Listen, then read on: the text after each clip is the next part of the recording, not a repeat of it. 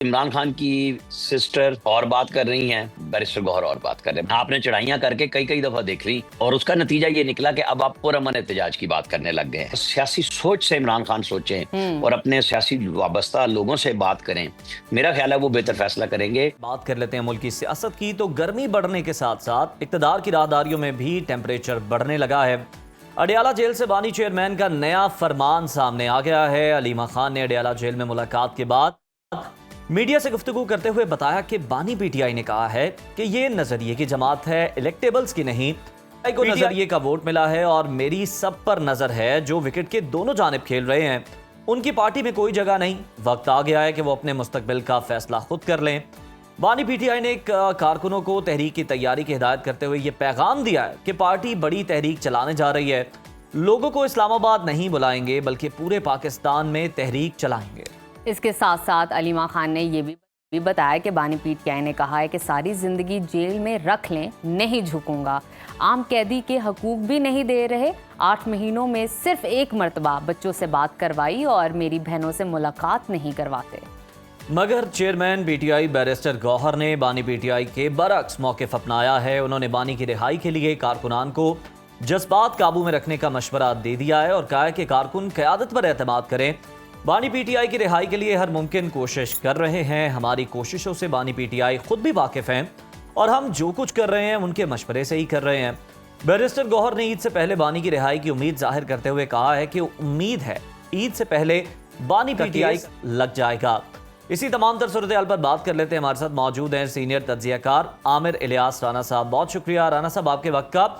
बानी पीटीआई ने कारकुनों को तहरीक चलाने का पैगाम दे दिया है, मगर चेयरमैन पीटीआई बैरिस्टर गौहर कारकुनान को जज्बात कंट्रोल में रखने का मशवरा दे रहे हैं। सर, पार्टी क़यादत के इस बयानिए में तजाद की वजह आप क्या समझते हैं? देखें, ये बुनियादी तौर पे हम कई दफ़ा कर चुके हैं कि ये तजाद खुद इमरान खान की वजह से है, किसी और की वजह से नहीं है। वो जो मुख्तलिफ लोग आते हैं उनको मुख्तलिफ टास्क दे देते हैं। अब इमरान खान की सिस्टर और बात कर रही हैं और बैरिस्टर गौहर और बात कर रहे हैं। बैरिस्टर गौहर वो हैं जो कोशिश कर रहे हैं बैरिस्टर सैफ अली अमीन गंडापुर मिल के कि किसी तरीके से इमरान खान की जमानत का बंदोबस्त हो सके, जिसमें इमरान खान की कुछ गारंटियां चाहिए और कुछ इस्टेब्लिशमेंट की अपनी कि वो क्या करना चाहते हैं। अच्छा, जब ये बात थोड़ी सी आगे बढ़ती है इमरान खान साहब वापस हो जाते हैं कि नहीं, मैं सिर्फ इस्टेब्लिशमेंट से बात करूंगा, जो 2-2.5 हफ्ते पहले उन्होंने बात की और अब उसके ऊपर है और फिर तहरीक भी चलाने की बात कर रहे हैं। तो तहरीक भी तो वो इस्टेब्लिशमेंट के खिलाफ ही चला रहे हैं। जो पुरअमन फिलहाल तो कहा जा रहा है कि पुरअमन है, जबकि साहबजादा हामिद जो फैसलाबाद से हैं, हामिद रजा साहब, वो कह रहे हैं कि जनाब हम लाएंगे बड़े तरीके से और मीडिया पे आके कह रहे हैं कि टोलियों में लाएंगे, सिंध से लोग आएंगे, बलूचिस्तान से आएंगे, केपी से तो वैसे ही बहुत सारे हजारों लाखों लोग आ जाते हैं। राना साहब, मैं आपसे ये समझना चाह रहा हूँ उनके बयान की रोशनी में कि इस वक्त अगर हम देखें तो पूरी कौम मार्का हक में जो कामयाबी मिली है पाकिस्तान को, पाक फौज को, तो पूरी कौम मुसल्लह अफवाज के शाना बशाना खड़ी है किसी भी सियासी वाबस्तगी से बालातर होकर। तो क्या ये किसका माइंडसेट है कि तहरीक चलाई जाए? क्या ये आइडियल टाइम है? देखिए, उनके लिहाज से यही आइडियल टाइम था। अच्छा। और है उनका तो ख्याल था कि जो अपोजिशन लीडर है उनके कि ना जहाज़ों के लिए तेल है, ना गोले मारने के लिए वो बम चलाने के लिए हमारे पास बम मौजूद हैं, गोले हैं नहीं, हम तो यूक्रेन को बेच चुके। तो अपोजिशन लीडर जब ये बयान दे रहा हो एन जंग के बीच में, आप क्या समझेंगे कि वो क्या चाह रहे थे? और जो गुफ्तगू अब हो रही है हमारी सबकी कि 2-2, 3-3 बयानियां आके, और मोदी साहब किसको पुकार रहे हैं? पाकिस्तान के नौजवानों को बैठ के वर्गलाने की बात हो रही है। और पाकिस्तान का नौजवान कौन है?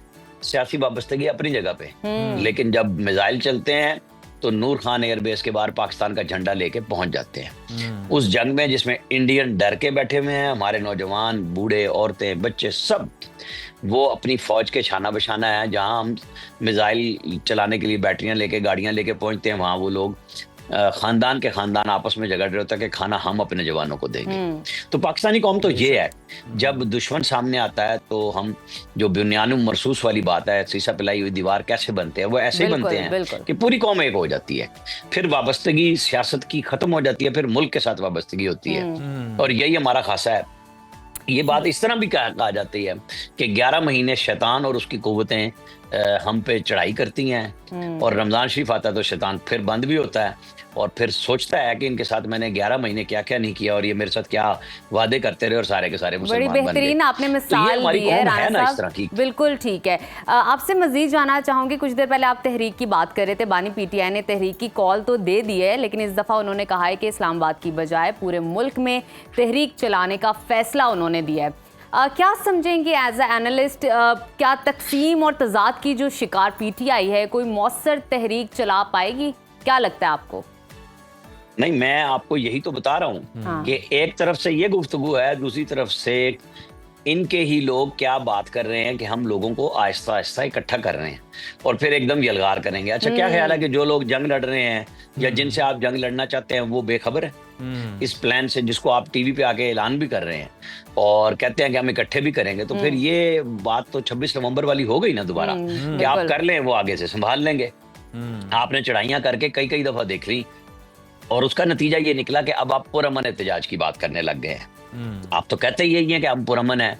जब वो सुप्रीम कोर्ट के चीफ जस्टिस थे उमर अता बंदयाल, जो आपके हक में तावीलें दे रहे थे बैठ के कि नहीं वो तो उन्होंने आंसू गैस से बचने के लिए दरख्तों को आग लगाई होगी, तो वो बातें अब खत्म हो गई हैं। ना वो अदलिया रही ना वो बातें रही। इस्लामाबाद हाई कोर्ट में भी इसीलिए इलाज हुआ और सुप्रीम कोर्ट में भी हो चुकी 26वीं तरमीम पूरे मुल्क पे लागू हो गई कि जो लोग इंसाफ से ज्यादा अपनी पसंद और नापसंद कर रहे थे उन सबको साइडलाइन किया गया। इसीलिए किया गया कि इंसाफ सबके लिए होता है, किसी एक पार्टी के लिए नहीं होता। जैसे मखसूस नशिस्तों में उन्होंने कहा कि जी आइन का आर्टिकल है कि मुकम्मल इंसाफ देना, लेकिन वो एक पार्टी को दिया जो दरखास्त लेके भी नहीं आई थी जी। तो अब इन्हें समझना चाहिए कि वो हालात नहीं है। उसका भी फैसला इसी हफ्ते उम्मीद है कि आ जाएगा, मखसूस नशिस्तों का भी। राना साहब, बिल्कुल आपने मखसूस नशिस्तों के हवाले से बात की और आप बड़ी पहले से, मतलब चंद माह पहले से आप ये बात कर रहे हैं कि ईद से पहले जो 9 मई के जो केसेस हैं अब वो मंतकी अंजाम तक पहुंचेंगे। आपने बड़ी एक्सक्लूसिव खबर जो है वो हमारे प्रोग्राम में ये शेयर की थी। तो सर, क्या यही वजह है कि इन सब चीज़ों से बचने के लिए कोई तहरीक चलाने की बातें हो रही हैं कि किसी ना किसी तरह से कोई हम दबाव बढ़ा के कोई रिलीफ हासिल कर सकें अपने लिए? देखिए, वो मैंने बात कही थी GHQ हमला केस पे, जिसपे कुछ हालात ऐसे बने कि कुछ समाअत रुक गई थी जो अब शुरू हो गई हैं, जो अपने मंतकी अंजाम पे जा रही है। ज़ाहिर है उनको फर्द जुर्म लग चुकी भी है, गवाह 25 से ज्यादा भुगत चुके हैं और इतने ही तकरीबन और हो जाने हैं, शुरू समातें दोबारा हो गई हैं, क्योंकि कुछ कोशिश हो रही थी जिनका नाम मैंने बैरिस्टर गौर वगैरह का लिया कि जी हम खान साहब को मना लेंगे कि वो बिहेव करेंगे। अब वो बात करते करते सुकून से आगे चलते हुए एकदम वापस हो गए कि नहीं, मैं सिर्फ एस्टैब्लिशमेंट से बात करूंगा, हुकूमत के नुमाइंदे नहीं होंगे। तो एस्टैब्लिशमेंट और हुकूमत में तो लड़ाई नहीं हुई। आप देख रहे हैं जंग भी अल्हम्दुलिल्लाह मिलके जीत ली सब ने, पूरी कौम के साथ। और अब फील्ड मार्शल और आर्मी चीफ सैयद आसिम मुनीर वहाँ पे तुर्की में भी मौजूद हैं प्राइम मिनिस्टर के साथ, ईरान में भी मौजूद है। तो इससे ज़्यादा हम मांगी क्या होगी कि पाकिस्तान की तरक्की के लिए, जिस तरह इमरान खान साहब कहा करते थे कि हम एक पेज पे और जनरल बाजवा बहुत कुछ अच्छा कर रहे हैं, लेकिन फिर एक पेज ख़त्म हुआ, तो क्या एक पेज की आज कोई आपको निशानी नज़र आ रही है कि ख़त्म हुआ है या कोई उसमें दरार आई है? जब वो नहीं आई तो ये कौन सी तहरीक और कौन सी गुफ्तगू चाह रहे हैं कि फ़ौज उनसे बराह रास्त करे? फ़ौज ने तो कहा हुआ है कि आप माफ़ी मांगे 9 मई पे, सिद्ध के दिल से माफी मांगे, आइंदा के लिए ना करने का कहें और हुकूमत से जाके मुज़ाकरात कर लें, क्योंकि हमारा उससे कोई ताल्लुक नहीं है। लेकिन ये बार बार बावर कराना चाहते हैं कि नहीं ये फौज ही कर रही है सब कुछ, और फौज से ही मैं बात करूंगा, तो वो नहीं कर रहे इनसे, इसलिए ये लोगों को भी कंफ्यूज कर रहे हैं और खुद भी फंसे हुए हैं। अच्छा राना साहब, हमें इस हवाले से भी आगाह कीजिएगा कि पीटीआई रहनुमा सलमान अकरम राजा ने एक बार फिर दावा किया है कि स्पीकर कौमी असम्बली के खिलाफ जल्द तहरीक अदम एतमाद लाई जाएगी। अब पीटीआई खुद तकसीम का शिकार है, जैसे कि अभी हम कुछ देर पहले डिस्कस कर रहे थे। क्या वो स्पीकर के खिलाफ तहरीक लाने में कामयाब हो सकेगी? देखें, जो हमारे यहाँ बात कही जाती है और समझनी चाहिए कि क्या फौज में, हुकूमत में कोई दरार आई है एस्टेब्लिशमेंट में? 1 पेज में जब अदम एतमाद इमरान खान की आई थी तो वो 2 जनरलों ने आके खुद बताया था ना कि हम सियासत से पीछे हट गए, हमने इमरान खान को कहा था अब हमने आपको एक दफा एतमाद का वोट दिला दिया जी, आइंदा आप जाने आपका काम जाने, हमारा उससे कोई ताल्लुक नहीं है। सही। कोई ऐसी बात, कोई इशारा आपको मिला है? सलमान अकरम राजा हो या असद कैसर, ये जो बात कर रहे हैं, पहले असद कैसर ने एक दफा बात की थी, फिर गायब हो गए, बीच में फिर दोबारा हुई, तो स्पीकर का पहली दफा में भी एक जवाब था, दूसरी दफा में भी वही जवाब था कि आपके अपने वोट कम हो जाएंगे। तो फिर ठीक है, जब भी लानी है ले आए। जो बात आप कह रही थी उसी बात को मैं बढ़ाता हूँ आगे कि फिर इनके अपने मेंबर्स कहाँ होंगे उस अदम एतमाद की तहरीक में? ये बात इनको बावर खुद करानी है अपने आप को कि ये झूठ बोल बोल के या गलत बयानी कर करके लोगों को तो बेवकूफ़ बना सकते हैं और सारा वक्त नहीं बना सकते कि कोई एक खास बात है। मतलब कल इमरान खान ने खुद, उनकी हमशीरा ने आके कहा कि ये यूट्यूबर और सोशल मीडिया इन्फ्लुएंसर जो हैं, ये अपने पैसे बनाने के लिए, अपने आप को उजागर करने के लिए खान साहब का नाम लेते हैं कि फलाना मिलने के लिए आ गया, फलाना आ गया, और कोई भी नहीं आया। तो ये बात समझें कि इमरान खान साहब एक वीक में ये बात समझते हैं कि मुझे रास्ता लेना चाहिए निकलने का। दूसरे वीक में जब दूसरी पार्टी मुलाकात करती है तो वो कहते हैं कि नहीं यार, अभी तो आप डट के रहे, आप ही सब कुछ हैं और आपके बगैर तो मुल्क नहीं चल सकता, यहाँ जंग जीत ली। अब ये बात सियासी ज़हन हो और सियासी सोच से इमरान खान सोचें और अपने सियासी वाबस्ता लोगों से बात करें, मेरा ख्याल है वो बेहतर फैसला करेंगे कि जमानत का रास्ता तभी बनेगा जब वो अपने चलन की बात करेंगे। लेकिन अगर वो कहेंगे कि मैंने सिर्फ फौज के साथ चलना, तो फौज अभी नहीं चलना चाह रही, वो कह रही हम सियासत से दूर हैं, आप हुकूमत से बात कर लें। और जो हमारा मामला है वो मेरे राय के मुताबिक बिल्कुल जो लोग नेगोशिएटर्स थे पीटीआई के, जिनके मैंने 3 के नाम लिए, उनको भी बता दिया गया कि जीएचक्यू हमला केस में कोई माफी नहीं है, क्योंकि ये इदारे का फैसला है कि आपने इदारे पे हमला किया है। बाद में आपकी कहीं और जाके जमानत हो जाती है तो और बात है, ये केस नहीं रुकेगा चाहे कोई भी गुफ्तगू हो रही है। बिल्कुल, मतलब जिस जद्दोमत के साथ काम हुआ, आपने बताया कि 25 से ज्यादा गवाहों के बयान कर लिए गए, इस केस का जो फैसला वो जल्द मुतवक्किल। बहुत शुक्रिया। तज्जियाकार आमिर इलियास राना साहब हमारे साथ मौजूद थे।